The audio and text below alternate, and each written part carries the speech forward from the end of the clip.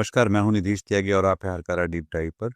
और आज हमारे खास मेहमान हैं प्रोफेसर अपूर्वानंद, जिनसे हम बात करेंगे ये जो नया यूजीसी जो विश्वविद्यालय अनुदान आयोग ने नया एक प्रमोशन ऑफ इक्विटी रेगुलेशंस लेकर आए हैं 2026 का कानून की तरह, जो कि एक इसको मानना ही पड़ेगा। पहले तो एक एडवाइजरी की तरह था, और ये रोहित वेमुला और पायल दड़वी की मौत के बाद ये जो सुप्रीम कोर्ट के आदेश पर ये कानून लाया गया है, जिसमें दलितों और आदिवासियों और ओबीसी के खिलाफ कोई भी प्रताड़ना या दमन की कार्रवाई अगर होगी तो उसकी उसके खिलाफ उसको मिटिगेट करने के लिए उन्होंने इस पे कई सारे नियम बनाए हैं। और इसको लेकर खासा विवाद खड़ा हुआ है, खासतौर पर सवर्ण वर्ग उसको लेकर ये कह रहा है कि इसके कारण सवर्ण लोगों की जिंदगी और ज्यादा मुश्किल हो गई है। पर ये सारी बहस का केंद्र जो है शिक्षा की, महाविद्यालय और विश्वविद्यालयों में सबसे ज्यादा इस बारे में बातचीत हो रही है। उन्हीं को इसके नियम को पालन करना है, इनके लिए समितियां बनानी हैं और कई सारी कार्रवाइयां इसमें बताई गई। तो उसको लेकर पहले तो अगर आप अपूर्णा बताएं कि इसको कैसे देखा जा रहा है यूनिवर्सिटीज में और कॉलेज। बहुत शुक्रिया निधीश। यह जो विश्वविद्यालय अनुदान आयोग ने एक नियमावली जारी की है और ये भारत सर के राजपत्र में, गैजेट ऑफ इंडिया में सूचना जारी की गई है। इसको यह कहा जा रहा है कि यह दरअसल इसका मकसद क्या है। तो अगर आप ध्यान से सुने, इसका मकसद है धर्म, नस्ल, जाति, लिंग, जन्म स्थान, ये लिखते हैं दिव्यांगता, जो कि एक अजीब सा शब्द है, यानी विकलांगता के आधार पर विशेष रूप से अनुसूचित जाति, जनजाति, सामाजिक शैक्षणिक रूप से पिछड़े वर्गों, हर पर ध्यान देना है हमें, आर्थिक रूप से कमजोर वर्गों, जिसे ईडब्ल्यूएस कहते हैं, इकोनॉमिकली वीकर सेक्शंस, आर्थिक रूप से कमजोर वर्गों, फिर विकलांगों और इनमें से किसी भी सदस्य के विरुद्ध भेदभाव का उन्मूलन करना और उच्च शिक्षा संस्थानों के हितधारकों के मध्य पूर्ण समता और समावेशन का संवर्धन करना। तो उद्देश्य है समानता को स्थापित करना और समावेशन, जिसको कहते हैं इंक्लूजन, उसको, और जिन वर्गों के खिलाफ भेदभाव की बात हो रही है वे हैं सामाजिक और शैक्षणिक रूप से पिछड़े वर्ग, जो कि कोई भी हो सकता है, अनुसूचित जाति, अनुसूचित जनजाति, आर्थिक रूप से कमजोर वर्ग। और ध्यान रखिए, आर्थिक रूप से कमजोर वर्ग एक विशेष श्रेणी है जो बाद में बनाई गई, जिसको 10% आरक्षण दिया गया, इकोनॉमिकली वीकर सेक्शन। और ये जो आर्थिक रूप से कमजोर श्रेणी है, ये पूरी तरह से उच्च जाति के लोगों की, ये ध्यान रखिए। इसमें अनुसूचित जाति नहीं है, अनुसूचित जनजाति नहीं है, पिछड़े वर्ग नहीं है, ठीक है, और विकलांग। तो ये उद्देश्य है इसका। अब इस उद्देश्य से तो किसी का विरोध नहीं हो सकता, और इसमें सभी शामिल हैं। अगर हम भारत को सिर्फ जाति के आधार पर ही, भारतीय समाज को देखें, तो इसमें अनुसूचित जाति जनजाति है, इसमें सामाजिक शैक्षणिक रूप से जो पिछड़े वर्ग हैं वे हैं, इसमें आर्थिक रूप से कमजोर वर्ग हैं, यानी उच्च जाति के लोग हैं, तथाकथित उच्च जाति के लोग हैं, और विकलांग हैं। तो धर्म भी शामिल। हाँ, और इनमें से किसी भी सदस्य, अल्पसंख्यक आगे लिखा हुआ है, यहाँ उद्देश्य में नहीं लिखा है, लेकिन आगे यह चीज लिखी हुई है। तो जाति आधारित भेदभाव है ना, अब किनके लिए है? पीड़ित व्यक्ति के लिए है। तो इनमें, इन श्रेणियों में से कोई भी पीड़ित व्यक्ति हो सकता है, और जैसा मैंने कहा, ये हर जाति के हैं। अब इनमें से कोई जाति बाहर रही नहीं गई। जाति आधारित भेदभाव का अर्थ है अनुसूचित जाति, अनुसूचित जनजाति और अन्य पिछड़े वर्गों के विरुद्ध केवल जाति या जनजाति के आधार पर भेदभाव, जो कि बहुत स्पष्ट है। भेदभाव का अर्थ है धर्म, नस्ल, जाति, लिंग, जन्मस्थान, विकलांगता या इनमें से किसी भी आधार पर अगर किसी के भी खिलाफ अनुचित व्यवहार हो रहा है, भेदभावपूर्ण व्यवहार हो रहा है या पक्षपातपूर्ण व्यवहार हो रहा है, उसको भेदभाव माना जाएगा। तो इसमें क्या होगा, कोई भी विभेद, किसी भी तरह के बहिष्कार की, किसी भी तरह के प्रतिबंध की, किसी भी तरह के पक्षपात की बात शामिल होगी अगर इसका कोई सबूत मिलता है। और आप जब किसी के साथ भेदभाव कर रहे हैं, किसी को किसी चीज से बहिष्कृत कर रहे हैं, किसी पर रोक लगा रहे हैं, कहीं किसी जगह प्रवेश करने से या किसी चीज से, और किसी के खिलाफ पक्षपात कर रहे हैं, तो जाहिर है उसका असर शिक्षा में समान व्यवहार पर पड़ेगा। तो उस उसका निराकरण के लिए यह नियम लाया गया है, और समानता स्थापित करने के लिए यह नियम लाया गया है। तो इस उद्देश्य से किसको ऐतराज हो सकता है? किसी को ऐतराज नहीं हो सकता है।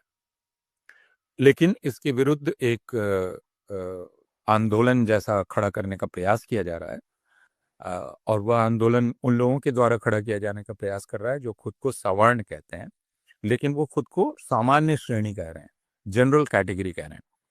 और वो कह रहे हैं कि यह कानून दरअसल जनरल कैटेगरी, सामान्य श्रेणी के लोगों के विरुद्ध भेदभाव कर सकता है।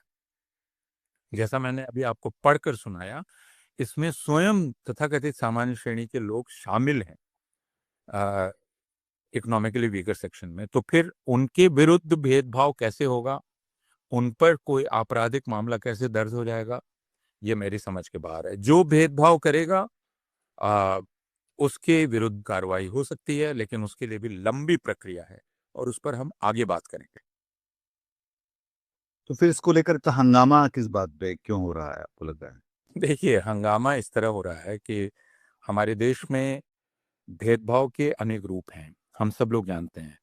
भेदभाव का एक रूप है जो स्त्रियों के खिलाफ था, और उसके लिए अलग कानून लाना पड़ा, जिसको आप सेक्सुअल हैरासमेंट के खिलाफ कहते हैं।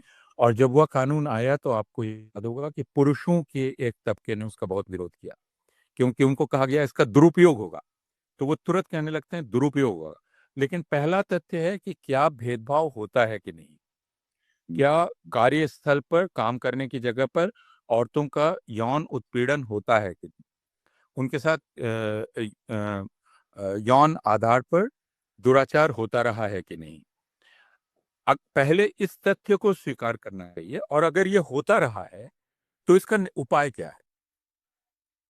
इसका उपाय जाहिर है कोई कानूनी उपाय ही निकालना पड़ेगा। औरत कहाँ जाएगी, इसलिए आपने फिर उसका एक पूरा विशाखा गाइडलाइंस आई। उसी तरह अगर आप ध्यान देंगे तो दहेज के विरुद्ध कानून बनाया गया, उस पर भी फिर हंगामा हुआ कि इस कानून का दुरुपयोग होगा, इस कानून का दुरुपयोग होगा।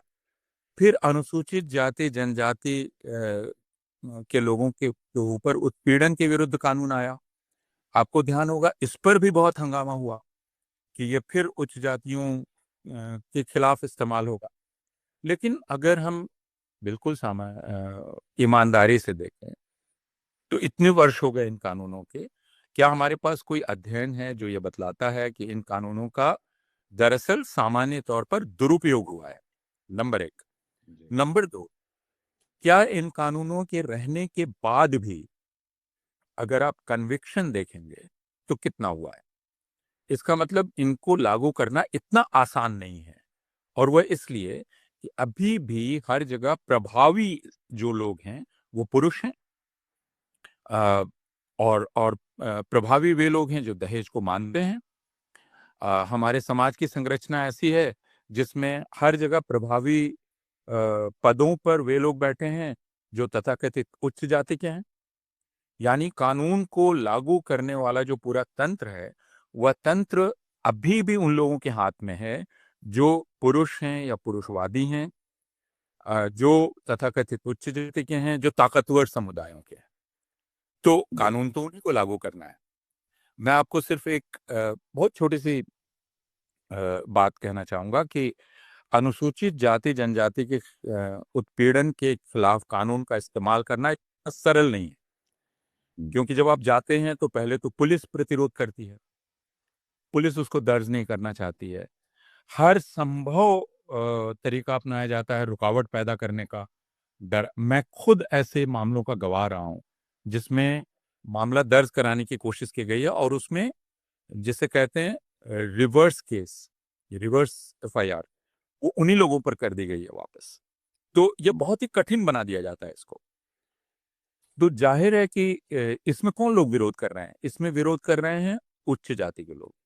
वे क्यों विरोध कर रहे हैं? क्यों इस नियम के आते ही उनको ऐसा लग रहा है कि यह उन पर ही इसका इस्तेमाल होगा? क्यों वे ऐसा सोच रहे हैं? जब जबकि अगर मैंने आपको पढ़कर सुनाया कि इसमें सवर्ण लोग शामिल हैं, आर्थिक रूप से कमजोर, तो वे सिर्फ सवर्ण हैं, तो वो पूरी श्रेणी है, उसके खिलाफ भी अगर भेदभाव होगा तो भी कार्रवाई हो सकती है। तो फिर मैं विरोध। मैं एक्स पर पढ़ रहा था, तो किसी ने कहा कि ये हमको जो है बाकी सवर्णों को जो है ऑप्रेस करने की आज़ादी नहीं मिल पाएगी इसके बाद, इसलिए ये हमारा ऑपरेशन है, हम इससे ऑप्रेस ही कर रहे हैं, जो कि किसी ने मतलब तंज करते हुए ये बात लिखी थी। पर एक बात शायद ये भी है कि भारतीय जनता पार्टी और आरएसएस का जो पूरा है वो सवर्ण केंद्रित रहा है, उनकी राजनीति, उनकी उनकी पूरा जो ध्रुवीकरण, और इसलिए उनके भीतर, भारतीय जनता पार्टी के भीतर भी उसको लेकर खासा एक जो है विरोध या संतोष दिखलाई पड़ रहा है। अ, तो अब जैसे कि आपने कहा कि ये तो अगर कोई ठीक से इसको पढ़ेगा तो शायद सब सब साफ हो जाएगा, और उन्हें ऐसा क्यों लग रहा है कि वो निशाने पर रखे जा रहे हैं? तो वो सरल करके देखें तो चोर की दाढ़ी में धोखा इसको कहते हैं। अगर बहुत सरलीकृत करके देखें कि आप जैसा मैंने कहा कि इस पे जो भी कानून है, तो सबसे पहले किन लोगों ने हंगामा किया कि इसका दुरुपयोग होगा। जैसे ही वो ये कहते हैं दुरुपयोग होगा, वैसे ही वो अप्रत्यक्ष रूप से स्वीकार करते हैं कि ये भेदभाव हो रहा है, ये उत्पीड़न हो रहा है, लेकिन भी ये नहीं चाहते कि इसे कानूनी दायरे में लाया जाए।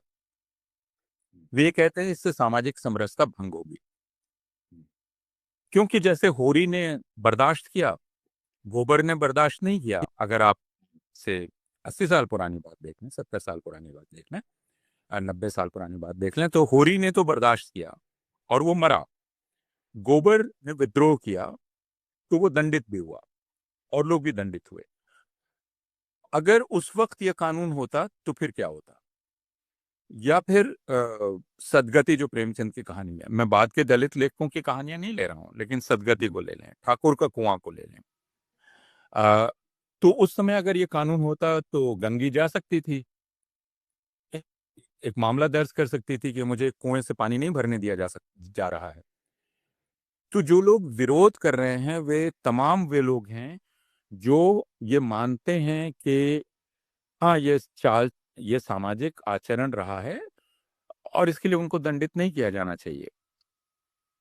और अब जैसे मैं जो पढ़ रहा था, बहुत सारे लोग लिख रहे हैं, वो लिख रहे हैं कि इससे सामाजिक सौहार्द बिगड़ जाएगा, इससे जो माहौल है वो बिगड़ जाएगा, इससे लोग आपस में हंसी मजाक नहीं कर पाएंगे। इसका मतलब क्या है? मतलब मैं आपसे हंसी मजाक करूंगा तो क्या जाति आधारित हंसी मजाक करूंगा? ये मान के हम क्यों चल रहे हैं? क्योंकि भारत में जो हंसी मजाक होते हैं, दूसरों पर छींटाकशी होती है, वो जाति आधारित होती है। वो किस वक्त बहुत हंसी मजाक है और किस वक्त उसमें हमला है, ये कैसे तय हो? यानी आप किसी को जाति सूचक नाम लेकर उसके साथ मजाक कर रहे हैं, किस वक्त आप उस पर हमला कर रहे हैं, शाब्दिक हमला कर रहे हैं, ये कैसे तय हो? किस वक्त आप उसको अपमानित कर रहे हैं, ये कैसे तय? आप कहेंगे नहीं नहीं, मैं मजाक कर रहा था। गांव में आमतौर पर बातचीत करने का यही तरीका रहा है कि आप जाति सूचक नाम लेकर पुकारते हैं लोगों को और कहते हैं कि अरे इसमें क्या है, ये तो हमारा तरीका रहा है, तो आप इसमें मुकदमा कैसे कर सकते हैं? आपको नहीं करना चाहिए। और अगर कर रहे हैं, इसका मतलब सामाजिक सौहार्द को बिगाड़ रहे हैं।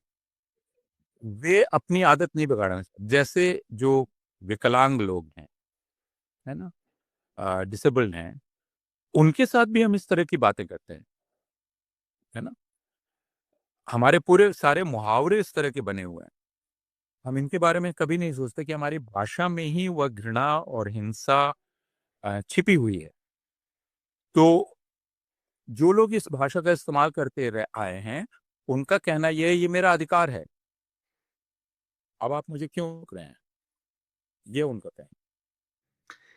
एक सवाल फिर ये भी है कि ये सिर्फ विश्वविद्यालयों में ही क्यों हो, हालांकि ये भी है कि वेमुला और पायल की मौत विश्वविद्यालय में हो रहे भेदभाव के कारण हुई थी, पर ये तो सभी जगह लागू होना चाहिए। और दूसरा ये है कि ये जो नीयत है, मतलब ये जो बताना चाह रहे हैं, क्या ये इसको लागू कर पाएंगे? क्योंकि दो बातें हैं। एक, इस कानून के खिलाफ इस कानून की आलोचना कानून नहीं है ये एक नियमावली है। इसकी आलोचना दो तरह से हो रही है। एक तो सवर्ण लोग कर रहे हैं, जो खुद को सवर्ण कहते हैं। उन्हें खुद पूछना चाहिए वो खुद को सवर्ण क्यों कहते हैं। मैंने क्या कोई सवर्ण कोई स्थिति है, कोई जैविक स्थिति है, वो क्यों कह रहे हैं खुद को सवर्ण? ठीक। पहले तो वो इस बात से इनकार करते थे कि कोई जाति नामक चीज है, ये तो अंग्रेजों ने लाके बिठाई है। अब वो खुद कह रहे हैं कि हम सवर्ण हैं। तो पहले तो वो खुद विचार कर लें।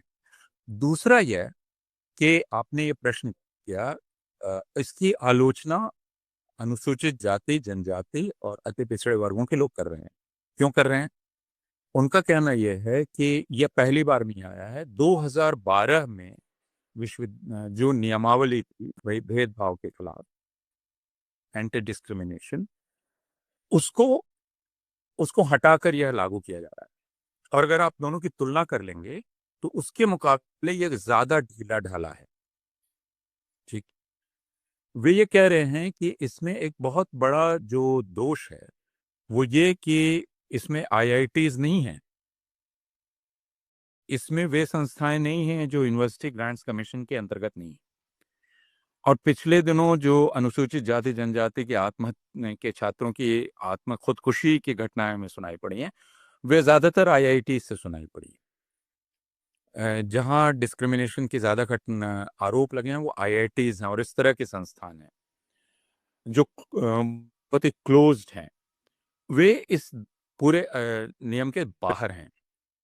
ये सच सबसे बड़ी बात है कि इस जो खानापुरी की तरह एक चीज आई है और उसको लेकर एक बवाल खड़ा किया जा रहा है, और उसे भी, मतलब उसको भी, और उसको बोलते हैं पनीला बनाने की मांग, या उसको ऐसा किया जा रहा है कि भाई इसको या तो वापस लिया जाएगा या इसको फिर से इसमें बदला जाएगा, जो कि भारतीय जनता पार्टी के पदाधिकारी और मंत्री कह रहे हैं कि इसको, हाँ, इतना ऐसा भी नहीं होगा, इसको देखा जाएगा, बाकी लोग इसको ठीक करेंगे जो है उसके हिसाब से। इसमें संकट ये आ गया है कि यह तो सर्वोच्च न्यायालय की निगरानी में यह सारा कुछ हो रहा था। आपने शुरू में ही कहा, भारतीय जनता पार्टी की जो पूरी राजनीति है वह, उस राजनीति की जो विचारधारा है या विचार है, वह विचारधारा सवर्ण मानसिकता पर आधारित है। उसको अगर पारिभाषिक शब्दावली में कहें तो उसे ब्राह्मणवादी विचारधारा कहते हैं। ब्राह्मणवादी विचारधारा का मतलब ब्राह्मण की विचारधारा नहीं है, वो ब्राह्मणवादी विचारधारा है। और वो किसी के मन में हो सकती है। वो एक तथाकथित क्षत्रिय, भूमिहार, यहाँ तक कि वह अति पिछड़े वर्ग में भी ब्राह्मणवादी मानसिकता हो सकती है। तो राष्ट्रीय स्वयंसेवक संघ या भारतीय जनता पार्टी की पूरी राजनीति इस ब्राह्मणवादी विचारधारा पर आधारित है। तो 2014 के बाद से स्वाभाविक तौर पर तथाकथित उच्च जातियों के लोग ये मानकर चल रहे हैं कि ये हमारा दल है ना, ये हमारे वर्चस्व को लागू करने का प्रयास, वापस वैचारिक प्रयास हो। अब उन्हें सदमा पहुंचा इस पूरे से, क्योंकि सांकेतिक तौर पर भी यह उन एक तरह से उनके वर्चस्व को चुनौती। लेकिन जो राजनीतिक सच्चाई है और सामाजिक सच्चाई है वह यह कि सामाजिक आधार खिसक चुका है। यानी जो राजनीतिक ताकत है, वह राजनीतिक ताकत जनतंत्र के कारण और पिछले 60 वर्षों के, यानी अगर हम 2014 के पहले की बात देखें तो इन 60 वर्षों के राजनीतिक व्यवहार के कारण राजनीतिक ताकत अब उनके पास आई है जो सामाजिक रूप से पिछड़े कहे जाते हैं, जो दलित हैं, जो अनुसूचित जाति जनजाति के लोग हैं। अब कोई राजनीतिक दल इनकी उपेक्षा नहीं कर सकता, संख्या इनके पास है। भारतीय जनता पार्टी ने भी जब नरेंद्र मोदी को पेश किया तो उन्हें हिंदू नेता के रूप में पेश नहीं किया, उन्हें एक अति पिछड़ा नेता के रूप में पेश किया। तो ये स्पष्ट है कि विचार तो ब्राह्मणवादी है, लेकिन सामाजिक आधार पिछड़ा, अति पिछड़ा, अनुसूचित जाति और अनुसूचित जनजाति का है। इस अंतर्विरोध को साधने में भारतीय जनता पार्टी लगी हुई है, क्योंकि अगर उसको मसल चाहिए तो वो मसल यहीं से आएगी, वो नंबर्स की मसल होगी, संख्या की होगी और बाकी चीजों की मसल होगी। उसके बिना वो चुनाव जीत नहीं सकती, वो सिर्फ सवर्णों के पर चुनाव जीत नहीं सकती। लेकिन विचारधारा सवर्णवादी है या ब्राह्मणवादी है, तो अब यह अंतर्विरोध है। सवर्ण इसमें ठगा गया महसूस कर रहे हैं कई लोग, ये उनके, और भारतीय जनता पार्टी के लिए ये गले की हड्डी होगी, क्योंकि वह अपनी विचारधारा को कैसे छोड़े और फिर अपने सामाजिक आधार वो जो लगातार बढ़ा रही है, दलित भी अब उसमें शामिल हैं,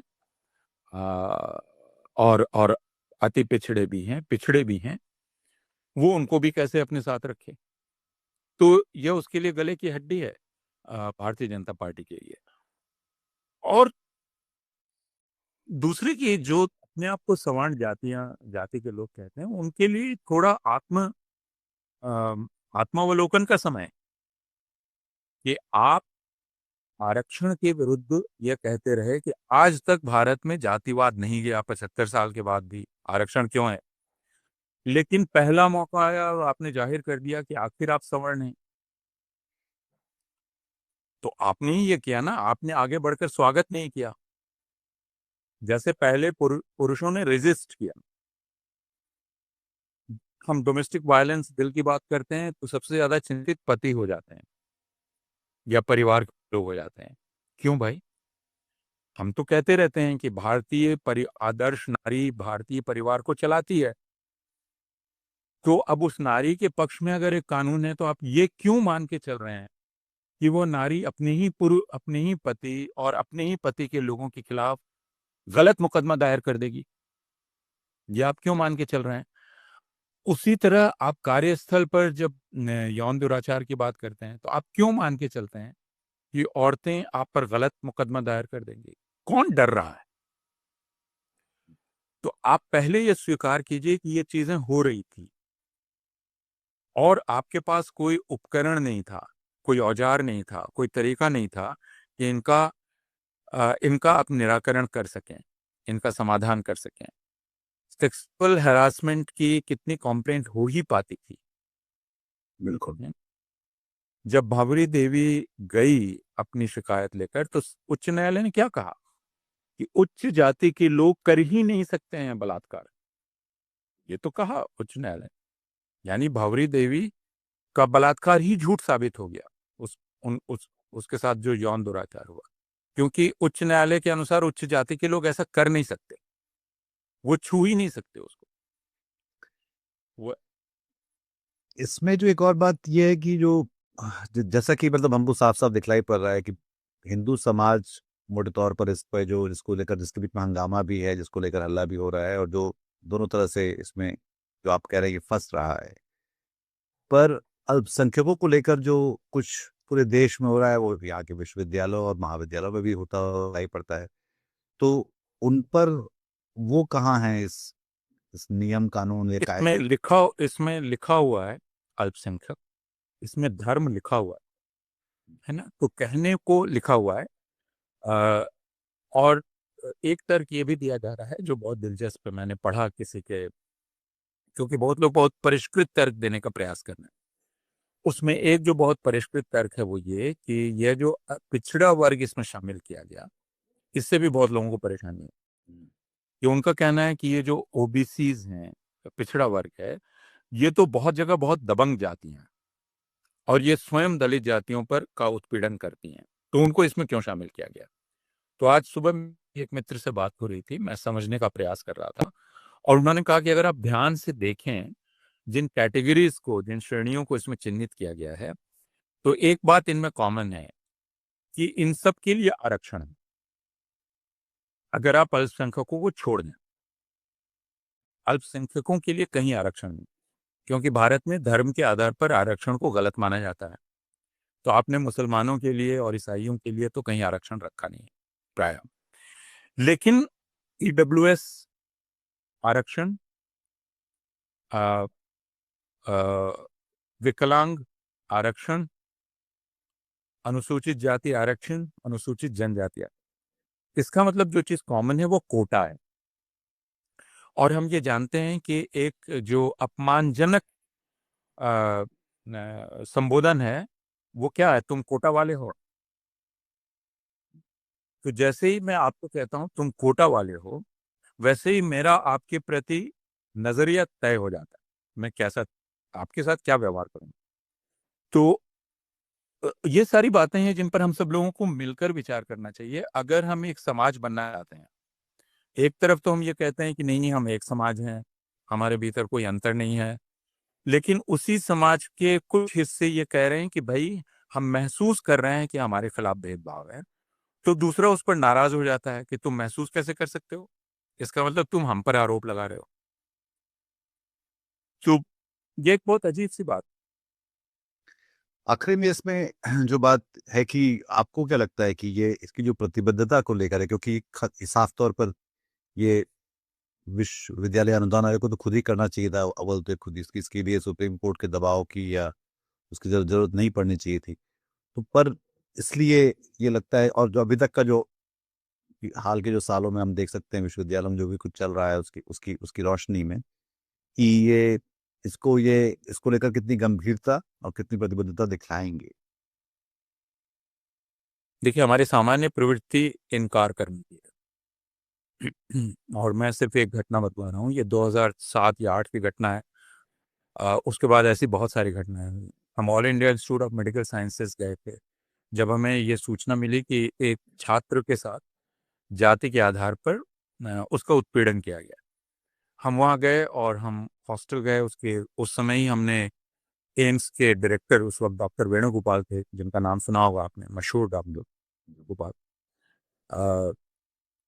हार्ट स्पेशलिस्ट। तो उनको हमने खत भेजा कि हम लोग आ रहे हैं एक फैक्ट फाइंडिंग टीम के रूप में, और हम आपसे भी बात करना चाहेंगे। हम जब हॉस्टल पहुंचे तो हमने देखा कि उस छात्र के कमरे के दीवार पर, के बगल की दीवार पर और उसके दरवाजे पर खासी गंदी गंदी गालियां लिखी हुई थी। लेकिन उनमें ये चालाकी बरती गई थी कि जाति का नाम कहीं नहीं था। तो आप चालाकी देख रहे हैं, उसको अपमानित किया जा रहा है, लेकिन ये चालाकी अपमानित करने वाला बरत रहा है कि उसको अनुसूचित जाति जनजाति उत्पीड़न कानून में आप उसको नहीं डाल सकते, क्योंकि आपको सबूत देना होगा। और उस सबूत में माँ बहन की गालियां हैं जो सबको दी जाती हैं। तो आप कैसे साबित कर सकते हैं कि वो जाति के आधार पर हुआ, लेकिन सबको पता है कि क्यों किया गया। फिर जब हमें डायरेक्टर के यहाँ से फोन आया कि वो मिलना चाहते हैं, हम गए और हमें एक बड़े से कॉन्फ्रेंस रूम में ले जाया गया, जिसमें एम्स के सारे डीन्स, प्रोफेसर्स उस वक्त के सब पहुंच गए। और सब ने हमें कन्विंस करने की कोशिश की कि एम्स में जाति का नाम तो किसी ने सुना ही नहीं है, तो जाति आधारित भेदभाव कैसे हो सकता है। और ये वो वक्त था जब अर्जुन सिंह ने उच्च शिक्षा संस्थानों में आरक्षण की घोषणा की थी। अर्जुन सिंह के जब शिक्षा मंत्री होने के, हाँ, मानव संसाधन मंत्री थे उस समय। और उस समय उसके खिलाफ जो आंदोलन खड़ा हुआ था उसके दो केंद्र थे, एक था एम्स और दूसरा आईआईटी। यहाँ के जो अपने को प्रतिभावान छात्र कहते थे वो इसका विरोध कर रहे थे। और उसी समय यह घटना हुई थी, और उसी समय मैंने आपको इस मीटिंग की बात बतलाई जिस सारे लोग कह रहे थे कि ऐसा कुछ भी हमारे यहाँ नहीं है, हमारे यहाँ तो जाति का एहसास ही नहीं है, तो ये कैसे हो सकता है। और फिर मैं आपको बताऊं कि जिस छात्र की तरफ से शिकायत आई थी, वह उस छात्र से हम दोबारा संपर्क नहीं कर पाए, क्योंकि वह छात्र हम पूरी तरह से हमारे संपर्क के दायरे से बाहर चला गया। और हमें वहाँ के डॉक्टर्स ने बताया कि उस छात्र को बुलाकर धमकी दी गई कि अगर तुमने इसको जारी रखा तो तुम्हारा पूरा करियर समाप्त हो सकता है। और उस छात्र ने विड्रॉ कर लिया खुद को। तो उत्पीड़न है, इस तथ्य को अगर हम स्वीकार नहीं करेंगे तो आगे कैसे बढ़ेंगे। और वह व्यक्ति जिसके साथ उत्पीड़न हो रहा है, वह क्या इसकी प्रतीक्षा करे कि आपका पूरी तरह से हृदय परिवर्तन हो जाए सबका, और तब तक वो इस अन्याय को सहता चला जाए।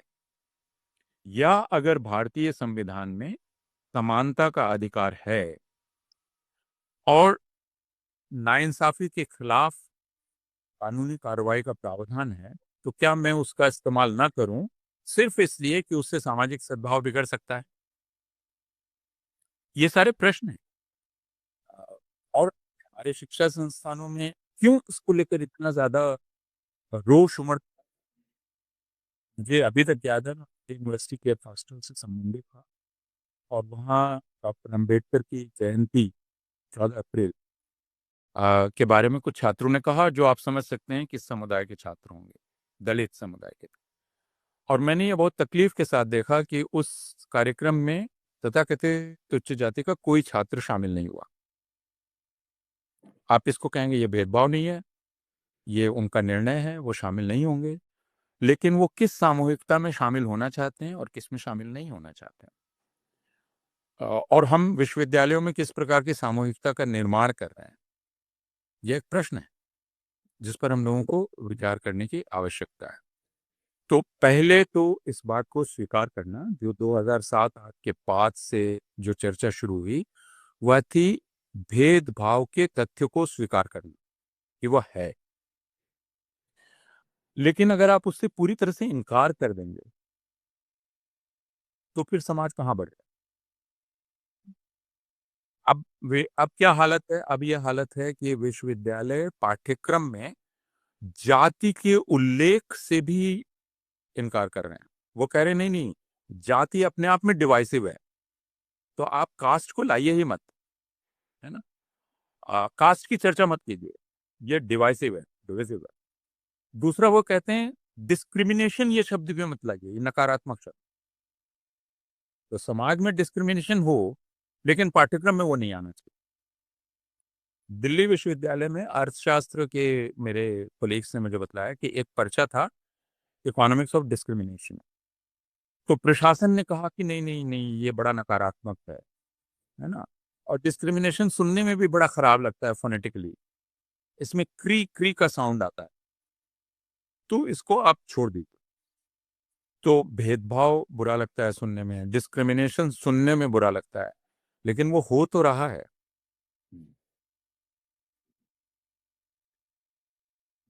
मेरे ख्याल से तो उसको देखना पड़ेगा, क्योंकि ये भी लग रहा है कि ये इसमें भी और जो है तनाव या उत्तेजना इसको लेकर बढ़ रही है, हंगामा खड़ा हो रहा है इस बात को लेके। और हाँ, लेकिन मैं सिर्फ अंत में यही कहना चाहता हूँ कि यह दायित्व दरअसल में एक बात बहुत दिलचस्प है कि जो लोग इसके विरोध में हैं, वो खुद को सामान्य श्रेणी कह रहे हैं, जनरल कैटेगरी। आपने पढ़ा होगा हम्म, हर जगह वो जनरल कैटेगरी। कोई ये नहीं कह रहा है कि जनरल कैटेगरी एक पारिभाषिक शब्द है और जनरल कैटेगरी में सारे समुदायों के लोग शामिल होते हैं। मान लीजिए कट ऑफ मार्क्स है 60, और वह 60 या 60 से ऊपर लाने वाले तथाकथित उच्च जाति के लोग हैं, अनुसूचित जाति के लोग हैं, अनुसूचित जनजाति के लोग हैं, पिछड़े समुदाय के लोग हैं, सभी जनरल कैटेगरी में आएंगे। तो अभी विरोध कर रहे हैं तथाकथित उच्च जाति के लोग, लेकिन वो खुद को कह रहे हैं जनरल कैटेगरी। वो खुद को उच्च जाति क्यों नहीं? तो थोड़ी ईमानदारी से तो हम पर। जाहिर तौर पर तो इस पे हम लोग अभी भी और भी निगाह रखेंगे। अभी तो शुरू हुआ है मेरे ख्याल से मामला। और ये भी देखने वाली बात है कि भारत में जिस तरह से कानून, अदालतें और शिक्षा में भी जिस तरह से दुनिया भर की बाकी चीजें हो रही हैं, उस बीच अगर ये एक नया नियम या कायदा लाया गया है तो उसको कितनी ईमानदारी के साथ लागू किया जाएगा। ये भी दिखता है साफ साफ कि इसमें कई सारे प्रावधान जो पहले थे वो अब नहीं हैं, और बहुत सारी चीजें समितियों पे छोड़ दी गई हैं। तो समितियां अपने आप में कितनी सशक्त होंगी, कितनी विवेकवान होंगी, ये भी देखने वाली बात है। बहुत शुक्रिया पूर्ण जी इस बारे में बात करने के लिए, और हम इस बारे में आगे भी बात करेंगे। अगर आपको ये बातचीत पसंद आई तो इस प्रोग्राम को लाइक करिए, हमारे चैनल को सब्सक्राइब करिए, और अपने हम ख्याल लोगों के साथ इसको साझा करिए, क्योंकि ये जो सवाल मेरे ख्याल से एक नया सवाल है, जहाँ अभी तक हिंदू खतरे में थे और अब जो है सवर्ण खतरे में दिखलाई दे रहे हैं इस पूरे नए कायदे को लेकर। बहुत शुक्रिया आप। आज की ताजा खबर, आज की ताजा खबर, आज की ताजा खबर। आओ काका जी इधर, आओ मामा जी इधर, सुनो दुनिया की खबर।